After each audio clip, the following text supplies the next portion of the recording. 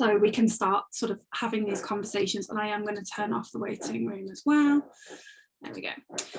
So you can dip in and out as long as you've got the link now, guys. Fab. So the first sort of discussion group or discussion topic that I wanted to kind of pose to you really is all around what I've called the state of play. I do love a play on words. So what I was kind of thinking is, and this stems from a conversation that some of you might have been privy to at the end of one of the Set for Success workshops I delivered for the Out of School Alliance back in January. And it was a conversation all around, it was all around conversations around what level of support there is out there for the sector, what the sector is kind of, where the sector's at really, what in terms of how confident people are feeling moving forward, recognising that there's a huge amount of success out there at the moment that we should be celebrating a little bit better, how we might be doing that. Recognising that people are feeling very wobbly and quite unsure about things as well at the moment. And I guess that what I'd love to sort of talk a little bit more about is how is that the real kind of reflection of how you guys as business owners, as members of staff, as out of school and childcare managers, is that how you're feeling at the moment? Is that something that's an accurate reflection? I know, it's easy for me to sit here and say, well, I feel a bit kind of concerned about what's going on out there in terms of the sector and sustainability long term and all of that sort of stuff. And it's easy to pick it up from lots of places. But what is it where are you at? How do you feel? Are you feeling very wobbly? Are you feeling very anxious? Or are you kind of going, do you know what? We've got good foundations in place. This is a temporary blip. We're going to be able to build. What do you think?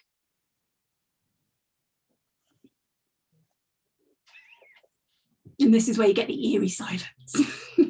I think, personally for me, I've learned a lot from the last lockdown. So I am finding it easier. I think in terms of support, there isn't a lot out there. It's mainly concentrated, I suppose, on schools, nurseries. I might be wrong saying that. I don't run a nursery. My business is predominantly after school holiday care. I feel we do get a little bit of support from people like Early Years Alliance that put questions to the DFE, but we never really get the answers that we need and just feel a little bit fobbed off. I reached out to our local authority to ask about sustainability funding, to be told go on your council website and see what's on there. So yeah, that's where I'm at. But we've got a few clubs open. We're literally just covering the costs, but I'm hopeful that we'll bounce back like we did in September.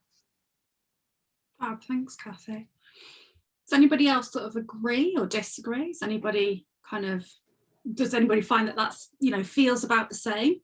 Yeah, I feel like that, particularly from local authority. I mean, going back a few years, they had their own play work trainer, and there were lots that was targeted towards us. And then with the cuts and everything, there's nothing now. Anything that comes out, like Cathy says, is relating to nurseries, early years. So yeah, feeling pretty cut off from those. I mean, I think it was the middle of the last lockdown. I can't even remember where it was. I might have sent a vented email off or something or other saying that, I'd not received anything and this, that and the other. And, I've been in this role for 18 years and always previously received everything. And then all of a sudden I got this abundance of emails that weren't really relevant to us, but we just got lumped in with the nurseries and the early years. Does anybody have a sort of a success story from their local authority? Does anybody find that they are getting support from their local authority that they feel that they can access and feel comfortable with? Rebecca, I think where we're based, I think we've got obviously it's the county council that are responsible for the sustainability and all the early years functions and everything. But I seem to be getting more support from the local business development team in the district council, which have no, they're agnostic to any sector. They haven't got the skill set to sort of understand childcare, nursery, childminders, all that kind of stuff. And all they want to do is develop business in their local area, which of course is a microcosm of the county council. So the county council should be the ones that are interested in childcare. But it doesn't seem that, they've just about got themselves together in terms of what their message is around all the extra kind of COVID support and that kind of stuff. But they just seem to be fighting amongst themselves and fighting with the national government to wrestle control over the local public health side of things. They don't really seem to be helping the clubs directly. I think the burden of regulation is way too high for the whole risk reward part of what we're doing. And the national government have post Brexit, they've gone out to a lot of international businesses and said, well, what can we do now about reducing regulations? It would be nice if they looked at some of the domestic only businesses as well, because I do think that if there was, you put on your agenda, I think you've used the word barriers, barriers to entry or barriers to continuing. I think they're the same thing. We're so heavily regulated. And of course, all the other worms have crawled out of the woodwork, like the Competition and Market Authority, the data protection teams, the pension regulator wants 3 yearly returns, and all these other things aside from Ofsted are just absolutely knocking everybody sideways. It's not knocking me off balance, but I can imagine that a lot of people would be very distorted in terms of their view of those things. Positive stories, I think the local authority has done well, but they don't have any cohesion between their early years team, their training teams, the strategic functions of maintaining business, and of course they are solely, as is obvious, I think, probably nationwide, they're just solely focused on the early years stuff. We're out of school settings are at the bottom of the list. Nursery childminders first. And then we get some reflection, some input. Every time I get a training course that comes up, I have to check whether it's suitable for out of school settings, because 90% of the population that go to those sessions will be nurseries. Little things like that. The training's good, don't get me wrong, it's absolutely brilliant, the people are brilliant, but the whole sizing up to an organisation level is what frustrates me. Yeah, no, I think that's probably reflective of what lots of people are finding within the local authority in terms of their local authority, in terms of support. It's generally a truism that the interest follows the money, and at the moment the funding that goes from, or the purchasing of places type funding goes from government through national government through to local government through to early years and childminders. It doesn't sort of necessarily reflect into purchasing of places from the wraparound sector, which means that in times like we're in, where we've had squeezes on local authorities, that's the bit that's been cut, and the reflection has to be in terms of where they're investing public money. So that's my I used to work for a local authority, I know how the game works spiel, but for the sector, particularly the out of school sector, that makes you feel more other, makes you feel less thought about, less considered, perhaps. Is that perhaps true? Beck,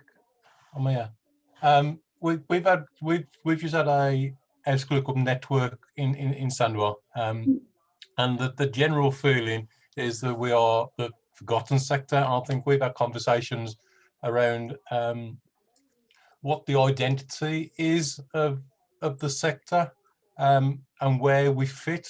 I have to say that we have early years supporters within the local authority that are working tirelessly to try and support us, but it almost feels like we're an add-on to their remit. So with the afterthought, which is really demoralising as a sector to feel. And some of the guidance that's come out, I'll get really confused on how people describe the sector and what we actually come under, and whether we're following the education, whether we're following the early years, and it seems like we don't fit in to anything. We have no identity.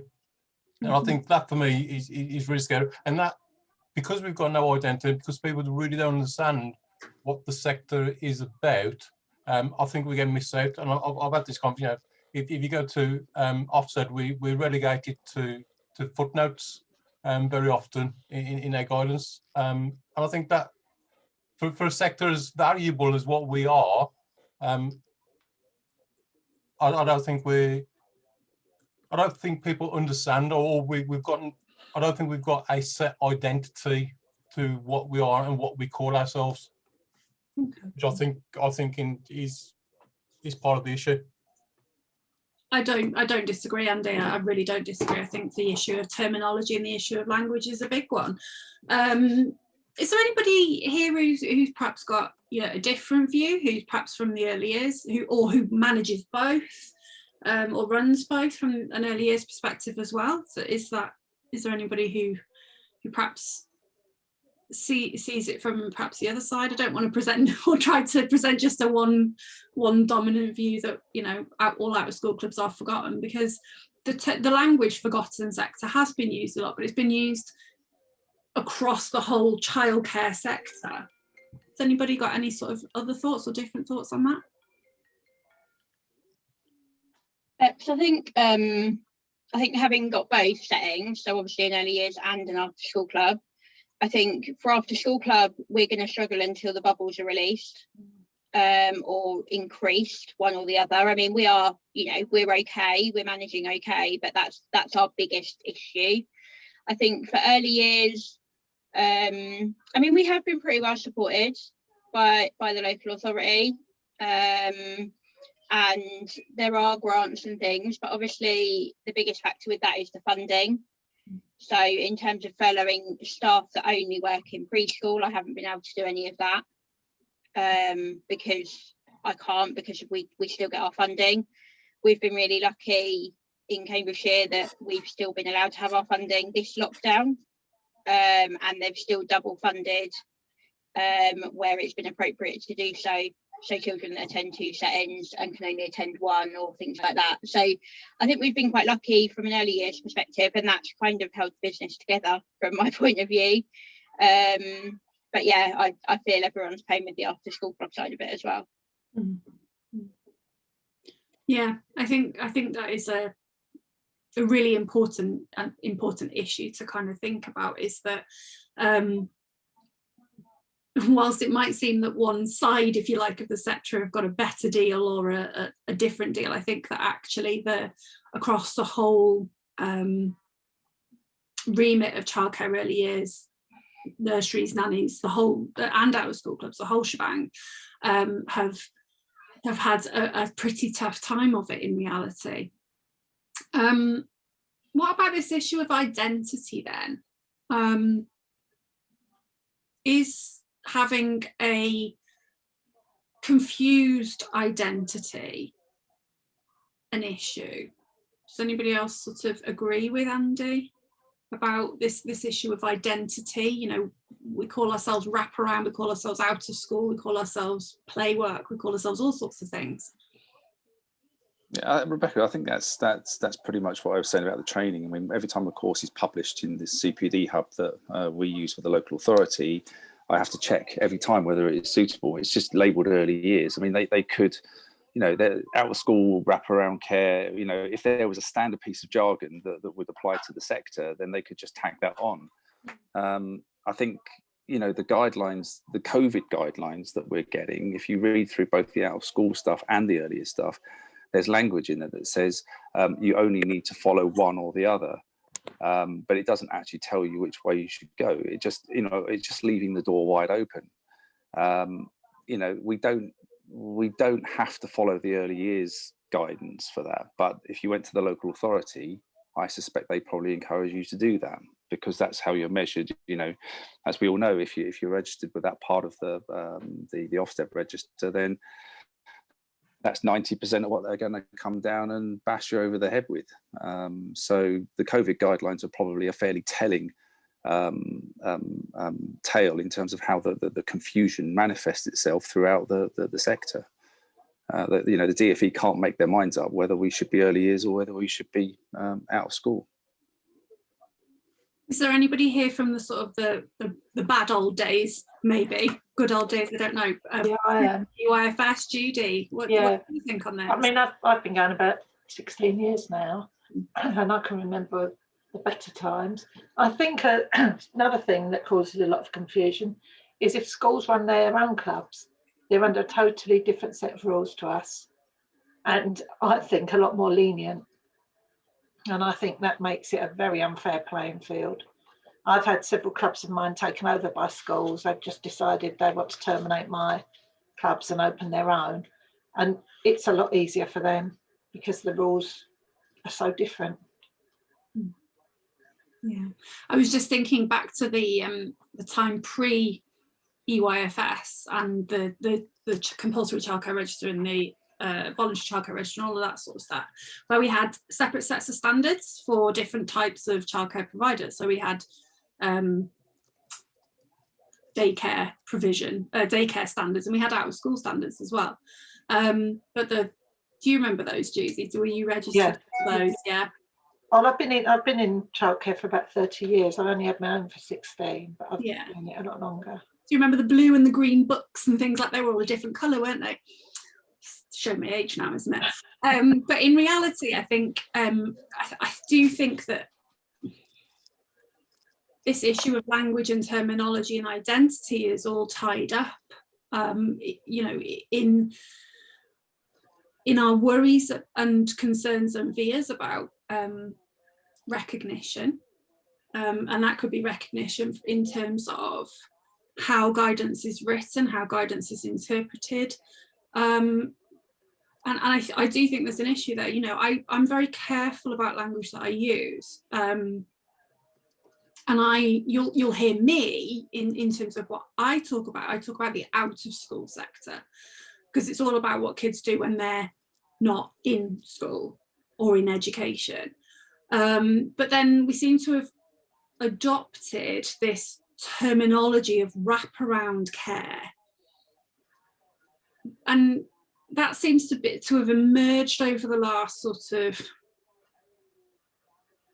maybe like 8 years or so, this notion of wraparound care. And then we sort of get confused with other sort of extracurricular activity providers who, you know, provide sports camps or sports coaching as an example. And, you know, for me, it's about whether or not your service provides childcare, regulated childcare, and therefore falls under the childcare legislation, or whether or not it's sports-based and activity-based.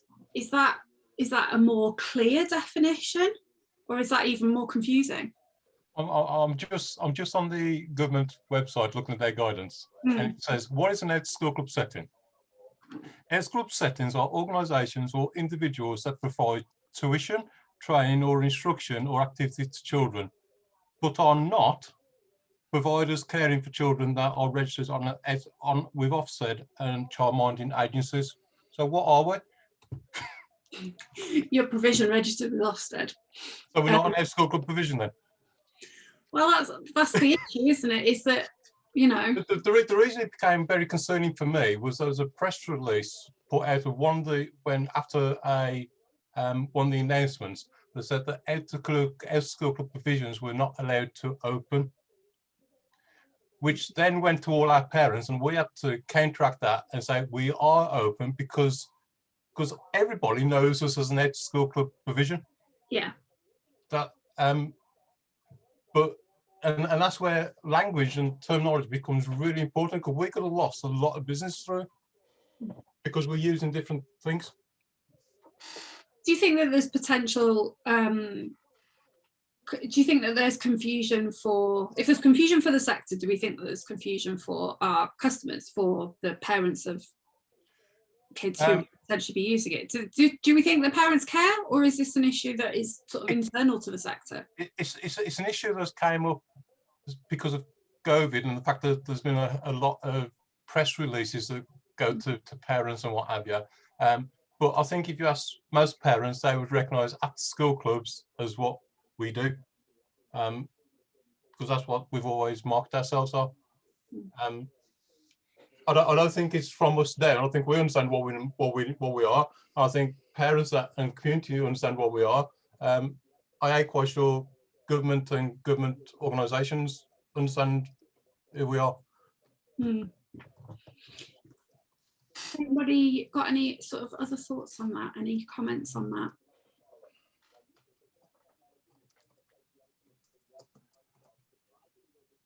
Does childcare as a generic term kind of muddy the water? Does it make it more clear? I think as well that when Ofsted decided to just judge us on the safeguarding aspect, so you get met or not met, I think that had a negative impact, because they only write kind of a little write-up now about what your setting's like. It doesn't really portray, and parents will always read Ofsted reports. They'll always go off that. Yes, they'll listen to what other people say as well, but they'll always read Ofsted, and I think that has taken, people don't see us as professionals, and we're qualified, we're skilled workers. I think that's got a lot to do with it. Any other thoughts on the issue of defining our workforce in terms of the qualifications and skills that we have? Because I'm literally about to rip the lid off the can of worms here. You know, are we play work? Are we childcare?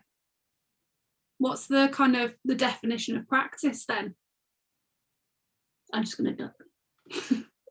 How do you describe what you do? Well, my staff, the main body, are called play workers, and some of us have had play work training and hold play work qualifications, but I know they haven't been doing them for a while, and they are bringing them back now. So yeah, but we're also childcarers. We are also educators. You know what we're doing. We are early years educators if we're taking our children to the EYFS. There was somebody else who was that you, Andy, again? Yeah, I said we've got a personality complex. Yeah, we probably have. I don't disagree with that. I think that there's I think part of what the issue is in terms of us defining our practice and defining who we are and what we are, and that issue of identity, is perhaps this crossover between the registers that we, for the out of school club, or for those of you who operate, you know, early years provision from 0 to 5s and under the EYFS, plus that sort of later primary years provision, there's that dual registration issue, isn't there, where you have to be registered on both registers, and that there's not real clarity over that crossover, that there's, you know, children matter this much until they're at the end of the foundation phase, and less regulation after that. I mean, you know, is that perhaps an issue? Does that provide confusion? Or, I mean, I guess in reality for you guys, this is your lived everyday experience, isn't it? You negotiate between all of that every single day, but does that perhaps provide for this issue of, you know, the state of the sector being quite confused?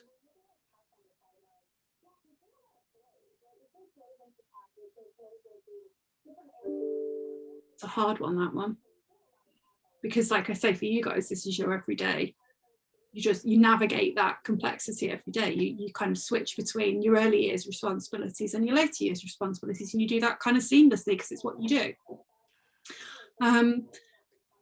Just wonder if it kind of adds to that issue about deregulation, about not being held to the same to the same account, to the same standards when you're working with slightly older children? I think for me, and I'm sorry, I will shut up. Don't worry. I think for me, I think we very often get in the realms of Ofsted and the early years and so on. I very often feel like life stops at 5, and our children don't count because they can come and inspect. And if we've got no children on the early years register, it's almost as if, well, it ain't worth doing it. We'll do safeguarding, we'll get out of it. It's like, well, actually, the practice right throughout should be really important. And yeah, I think I'd agree that the bulk of children that come into our setting are over that age, and yeah, we have to have an awareness and all the rest of it. But we're not. I wouldn't particularly class myself as an early years provider. The bulk of my work are over 5s and work like that. But we do, because we have the 1 or 2, and that we only do that because of business sense. It makes business to have the to go onto there. But I have heard of settings, and I do know of local authority sort of settings that have sort of missed out the early ones just to get out of doing the EYFS and that, which I think is a dangerous game when we start to jump through hoops to do it. I'm going to shut up, let someone else talk. I think it's really interesting, and I wonder actually if it's a conversation we can perhaps pick back up around this when we're looking at quality, and a little bit around this issue about regulation and the difference between the 2-3 registers and that sort of conception of what that means in terms of practice and things like that. I wonder if we can perhaps pick that back up a little later. Because one of the things that I kind of have got on my list of sort of issue areas that I've picked up around kind of where we're at as a sector at the moment is that we've got some areas of really excellent support, and that's coming from local authorities, it's coming from national organisations, it's coming sort of locally in terms of the networks that you guys have got as providers, being able to provide that kind of peer support as well.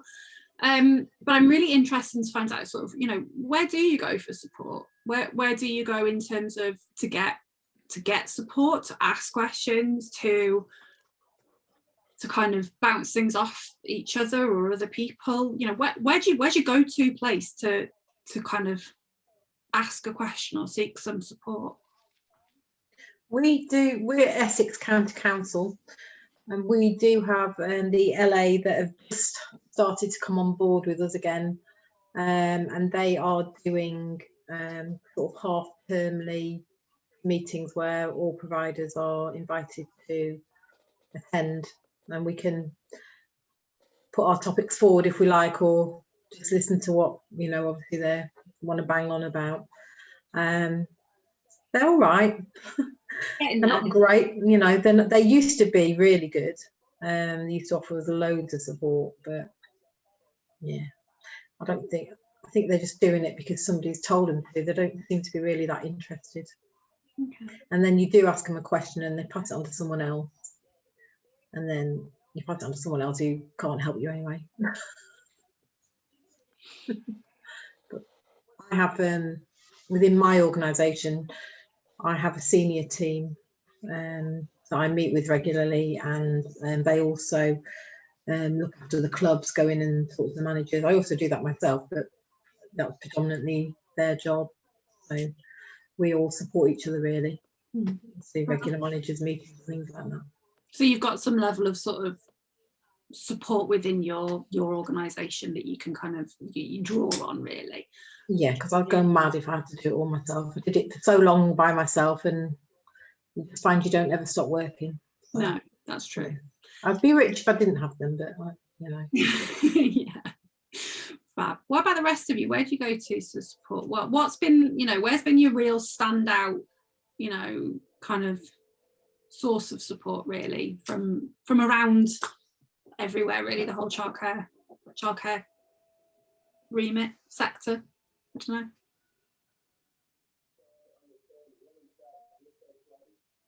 I do go to my local authority. Yeah. There isn't really anybody else to go to, and I find it depends who you speak to. Their early years advisory team, it does depend who you speak to. Some of them have got no idea at all about breakfast and after school clubs, holiday clubs.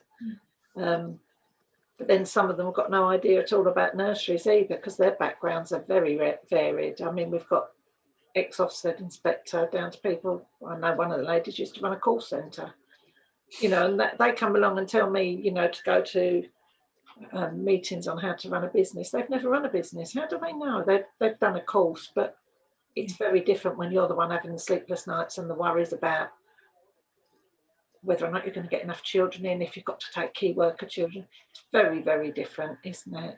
Yeah, it is. So I think the only one in my local authority that I actually understands me is somebody who actually ran a club herself once, or for a while. And I think she gives some good advice. But other than that, I think it's very hit and miss. Good, brilliant, fab. We just had a little message.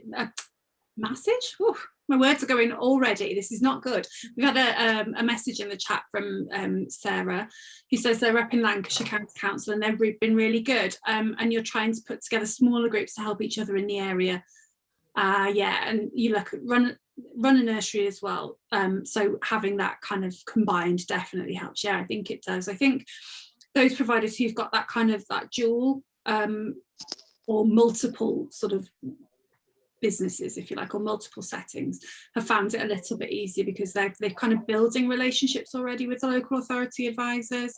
So I really love hearing of those success stories, and I know that lots of people from the out of school sector particularly have had real success sort of with people like the Early Years Alliance, and you know that kind of cross sector support really, rather than just predominantly looking very focused at what we've got in the out of school clubs.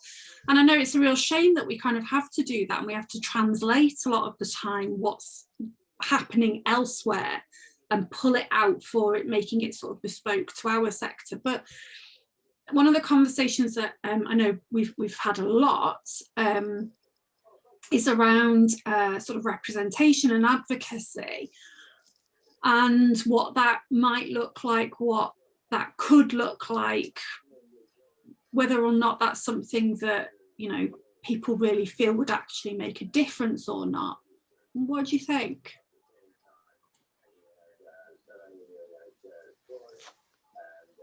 I think 100% it would make a difference. I mean, I set up my club in 1991, believe it or not. So we're 30 this year.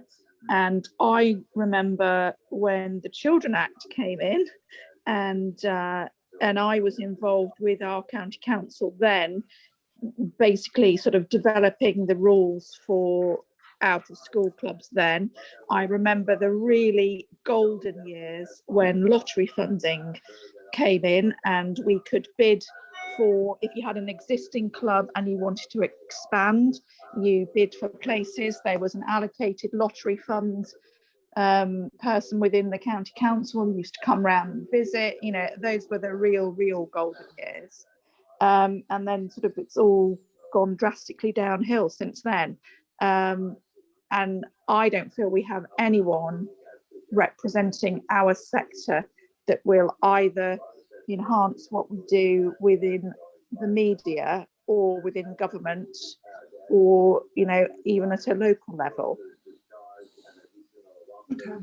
Out of school alliance, I've always said this, out of school alliance have been very good for providing templates and the general sort of cogs of running your club day to day, but they don't seem to want to get involved in and they've done surveys, but then they're not, I don't consider, shouting from the rooftops as loud as they could with the information that they've gathered from those surveys. They're the only, as far as I'm aware, national company or national organisation that holds the data of what we're all doing. You know, they know, you know, how many kids clubs they've got registered, they know where they are in the country, and they're not using the data to the best of how I think it could be used. Okay, I think that's fair, and I think that certainly the conversation I've had with the ladies from who's because I've done some work with them previously, has very much been around whether or not there's a listening ear, and from what sort of angle any sort of media coverage as such would be coming at. And I think, I do think, and it's something that I've been playing around with and talking to a couple of people around, I think we've got an opportunity at the moment around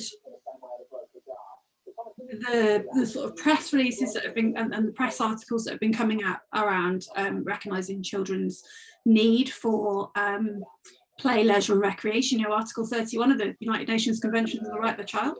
And the fact that having a summer of play might be really supportive to them catching up, but also might be really supportive for their well-being and their mental health. And that the out-of-school sector might be in a really good position to do that. You know, lots of sorts of stuff I've seen in the media, and I've gone, oh, you know, I wonder if there's something that, you know, could be put together around that. So it's really interesting, Julia, for you to say that, you know, we want an enhanced media reputation, and I mean, and credit to Neil Leach of the Early Years Alliance. He's blooming brilliant at getting in front of the newspapers, getting in front of the cameras, and representation at that level. Does anybody else sort of agree or disagree that that kind of level of representation is something that we as a sector should be aiming towards? I'm not saying how, but, you know, as an aim, a big aim, that's something we should be sort of pushing towards. I think that's right. I mean, every time, you know, the BBC seem to have something in their diary at the beginning of July that they're going to have a big moan on TV about the lack of summer camps and summer holiday care. So somebody who can go and answer that one every year would be great. They do seem to, when the Early Years Alliance and to some degree Pacey get any kind of audience, they seem to only talk about the things that they want to talk about, and it's not the out-of-school club. So there absolutely is space for an organisation to be at that level to answer those kind of questions. I see some nodding faces. Is there anybody that kind of disagrees on that? Is there anybody that feels that that wouldn't necessarily, they don't feel that that's the right way to go, that wouldn't help or might even hinder what we're trying to do? No? It's something or someone that can get in front of the government, and it's not just local MPs, it is the national government that need to hear these things, and then it's the monthly meetings that need to press these things. That's probably something like that. I'm not saying that's the formula, but it's a constant ear-bending process, isn't it? It's a constant moan. It's a constant, like, there's something in my mind that I've got to go away and resolve, and then the government have to look at that. There's all these ministers, there's always ministerial roles appearing all over the place, like national vaccine man, you know, but you know, there's got to be a role somewhere for in the Department for Education for somebody to be responsible for out of school settings.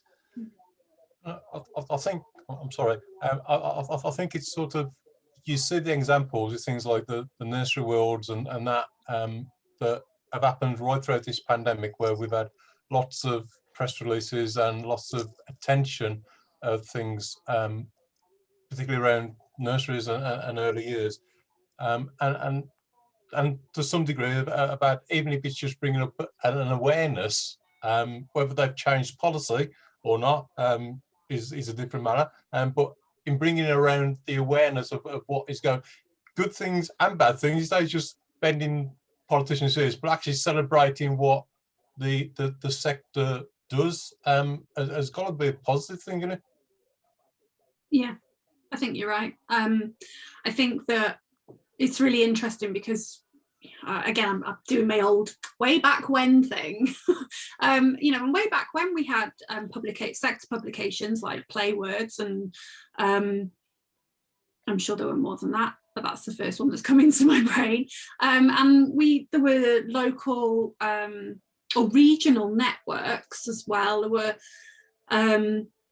you know, there were all sorts of levels of engagement and listening and consultation and collaboration that was happening, which I think is driven predominantly by the local authorities. And of course, as their interests, if you like, waned because of pressures, I think that some of that has necessarily kind of fallen by the wayside. But what I'm kind of interested in as a sort of a bit of a follow-up question is, do you feel that we as a sector are ready to do that because we have this issue of identity? Or is that perhaps something that we perhaps need to do a little bit of work on before we start trying to say, okay, we all agree that we are, just bear with me because this is my interpretation, we are the out of school sector, we are play workers, that is our qualification identity, and we want to be represented like that? Or is that actually something that we perhaps need to get over? And not get over, agree on? I don't know. I'm sorry, it was a question that popped in my head and it's now out my mouth. You could be our spokesperson, Bex. Oh yeah, thanks for that. No, you're all right. I think it's, you know, having the confidence to speak up, saying the right words. But I think, yeah, I think we're definitely ready for it. I think lots of people do kind of do their own little lobbying in the background, don't they? You know, you see things on the groups and act on those, but yeah, it would be nice if we did have some sort of real voice, you know, because going back to the support thing, and lots of people saying about the local authorities, I mean, the reason ours disappeared, and it's probably the same for everybody, was because of the lack of funding. But then you know, there was nobody there to stand up and fight our corner. We used to have, I don't know if it was the same all over the country, but we used to have 4 children that were quite good and quite supportive back in the day. And I think it's, sorry to interrupting you, Kathy, I think it's really, no, it's fine, that 4 children came from the Kids Community Network, KCN as it was, and there's a few of you around who will perhaps remember them. Kids Community Network, which came out off the back of having all the NOF funding and all the massive investment in the sector full stop. And 4 children, and Anne Longfield, who's the Children's Commissioner, was the Chief Officer of 4 children. You know, back in the sort of the days when I worked in the local authority as a development officer over in England. And Anne Longfield is retiring as the she's stepping down as a Children's Commissioner, isn't she? And I think it's very interesting to see that journey, that and some of the comments that are coming out in terms of some of the interviews that she's doing about the fact that actually there isn't huge representation for children's rights full stop in UK government. And it's just, sorry, you mentioned 4 children, which made me remember that, you know, that has kind of been sort of sat in my head a little bit about that journey that she's been on, and the comments that she's made around that sort of battle to be represented at national government, even from a position from that perspective, that we kind of have to bear that in mind when we're talking about it. And Sarah, again, another comment here, will we ever get the recognition we think we deserve? For me, that's a really good question. For me, it's about how you view your club and how we provide the care we do. I'm disappointed that Ofsted has changed the rating, but I will always strive to be outstanding, whether given the title or not. Yeah, absolutely, Sarah. I think you're so right on that. And again, I think that's something that we'll perhaps pick up a little bit later on, that issue around quality and how we perhaps internally as a sector really have to kind of keep that focus, because it's not necessarily going to come from anywhere else.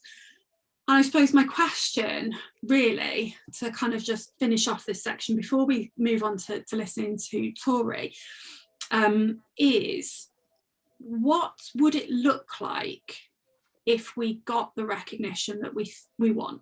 What would it look like if we got to that point where we felt we were taken, I'm going to use words seriously, and perhaps that's the wrong word, what would that look like?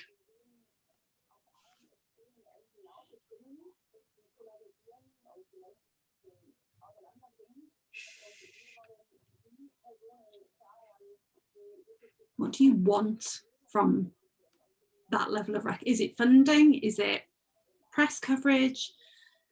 Is it being first in the childcare run-off list? So we don't start with nurseries and early years, we start with out of school.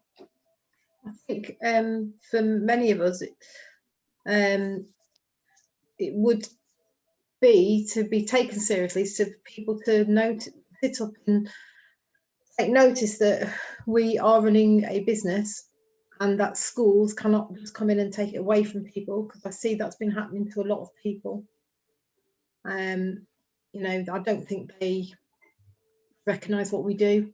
So I think, you know, a massive recognition of what we do and some kind of, I don't know, I'm not very good with words, some kind of framework or level of understanding that somebody could not just come in and just destroy something that you've worked for years and years and years. I agree. You know, we are professionals, we are given a good job, and the lady mentioned about always striving for outstanding. Yes, you know, I think I'd like to think everybody does. We do in our setting. We're always looking to improve things across the board. We're forever changing things as we gain knowledge, etc., and listening to children and parents, etc. Sorry, I'm waffling. I think going back to the point about advocacy, I think it's such a shame that, I mean, my biggest advocates in the business where I am are my parents, and the fact that, you know, we've been open throughout the pandemic for the key workers, and those parents don't seem to have a voice either. They have to me, but that's where the book stops. You know, no one's hearing how satisfied the parents are with the quality provision that we've managed to provide through all of this, and keeping the children safe at the same time. I think that's really important. And again, another comment in the chat that I hope you guys can all see is from Sarah, saying that locally there's a quality award for early years. That would be really nice to do, to have something like that rewarding to our sector. And yeah, I think that's definitely something that I think people like to have, don't they? They like to have that external validation. And again, another one for later, Lovely. I do hope you're coming to the quality conversation later on, because I'm really looking forward to that. My pet subject, love it. Any other thoughts on, you know, what would this kind of sector representation look like before we hand over to Tori? I think for me, it's about it's picking up on two things. I sort of went halfway through part of the conversation. I think part of it is about us as an organisation valuing ourselves. I think that's really important. But also having that value placed on us from other organisations, and almost having that equal footing. That, you know, we are professionals. We are doing a grand job. We're there. We're not education in the realms of, but what we do actually should complement what education is. We should be running side by side. We're not in competition of, and I think there's very much that feeling of, you know, after school clubs, organisations setting up really good businesses, and then schools coming in and ripping the heart out of them because they see it as a business model to take on. But having that value that actually we're worth what we are, but I think we have to recognise that for ourselves first. That we're actually valuable, and we actually provide a really valuable service that is complementary to the education thing, and that goes across everything. I mean, I worked out for some of our children, because even when you're referring to services to support children, it has to be done through a school because they're the main provider. And I often argue that I have children sometimes for longer hours over a year than what the school do. Actually, I am the main provider, but I can't refer to, and because it's an educational standard, and it's more of a social thing, it's not recognised. And I think we need to be recognised for who we are as a sector, and for absolutely amazing work that we do, that we pick up on things that the schools will never ever pick up on, and that's not degrading schools. They're there to educate, but we have a social, we look after a social element of children that is not picked up on all the time in schools. Yeah, I think that's a really valid point. Thank you. Anybody else got anything they want to add? And if not, I will wrap up. I think, you know, that we've talked about a bit about schools taking over kids clubs. My slight concern would be the fact that really, and if you look at it, it's a bit like in nursery education, the government, just in order to win votes, they want to be able to say, we provide free childcare to all, you know, 2 and 3 year olds or whatever it is they provide. Well, it's not free childcare, it's subsidized places, but they don't want to say that. And I don't think there's maybe the appetite in government to want to put us, although technically, if you read the DfE rules, it is illegal for schools to make a profit out of a kids club. I don't think there's necessarily the appetite there for government to listen to us as a sector and want to stop schools doing it, because they just want to be able to say, yeah, you know, every child in the country has access to after school or before school or holiday childcare. They don't particularly care who's running it. They don't care if it's a school, and they don't care if it's a private provider. So if the school is running a breakfast club and an after school club, and then a parent is accessing a football sports coaching club, which we've got a lot in our area, and they run for they charge £10 for a full day. They have one qualified member of staff who then is working with an apprentice who they're paying £3.15 an hour to that apprentice. And so there's 2 members of staff, and they have, you know, 40 children, 50 children in a day.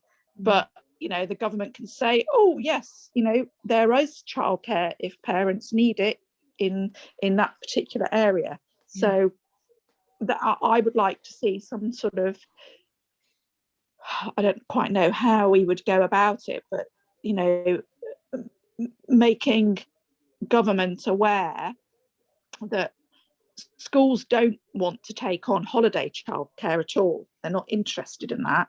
They just want the easy bit of being able to employ a TA to, you know, have a classroom full of 30 children and say they're providing an after school club.